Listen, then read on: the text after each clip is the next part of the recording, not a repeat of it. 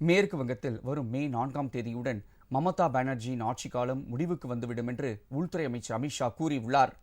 மேற்கு வங்க சட்டப்பேரவைக்கு முதற்கட்டமாக 152 தொகுதிகளில் கடந்த வியாழக்கிழமை வாக்குப்பதிவு நடைபெற்று முடிந்துள்ளது.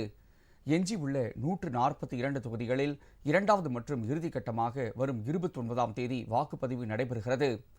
திங்கட்கிழமையுடன் வாக்குப்பதிவு முடிவடைவதால் பிஜேபி, திரிணாமுல் காங்கிரஸ், இடதுசாரி கட்சிகளின் தலைவர்கள் தீவிர வாக்கு சேகரிப்பில் ஈடுபட்டுள்ளனர். உள்துறை அமைச்சர் அமித்ஷா ஹவுரா நகரில் ரோட் ஷோ நடத்தி வாக்கு சேகரிப்பில் ஈடுபட்டார். திரிணாமுல் காங்கிரஸ் ஆட்சியில் மேற்கு வங்கத்தில் பெண்கள் பாதுகாப்பாக இல்லை என்றும், மமதா பானர்ஜியின் ஆட்சி காலம் 4ஆம் தேதியுடன் முடிவடையும், பெண்களின் காலம் 5ஆம் தேதியில் இருந்து தொடங்கும் என்றும் அமித்ஷா கூறினார். இதனிடையே மேற்கு வங்கத்தில் நடுநிலை தவறியதாக கூறி 5 காவல்துறை அதிகாரிகளை தேர்தல் ஆணையம் பணியிடை நீக்கம் செய்துள்ளது.